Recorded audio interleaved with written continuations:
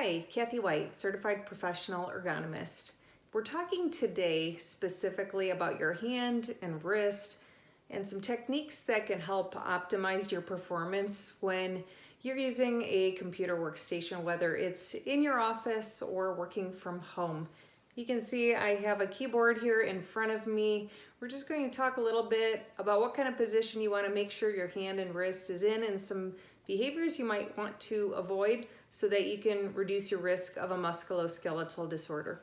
I'm going to go ahead and move so you can see that I am perpendicular to this screen because I want to show you what kind of posture you should be in when you're using your keyboard.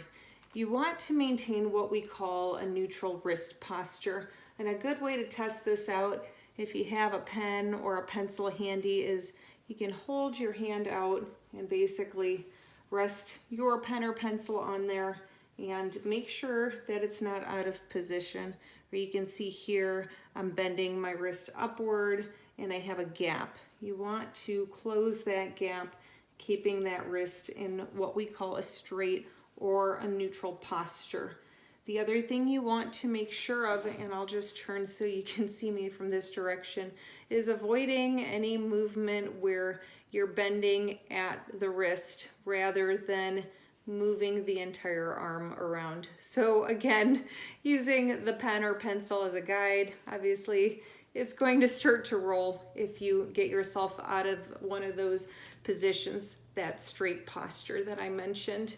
The other thing you want to think about with your hand and wrist when you're actually typing on the keyboard is avoiding excessive force, what we call attacking the keyboard, and using a lot of force can result in some additional stress to your fingers and your hand.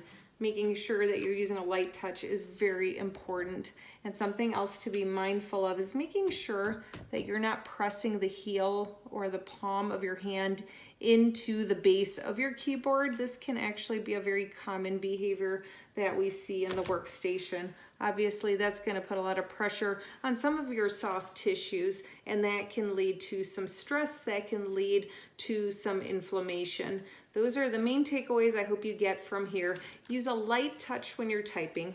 Make sure you're in a straight posture, looking from both sides, and also making sure that you're taking some breaks, and when you're saving a document or waiting for something to process on your computer, moving your hands away and allowing them to do something a little bit different, that can also help avoid some cumulative stress. I hope that you found this information useful. Thanks for taking the time to listen.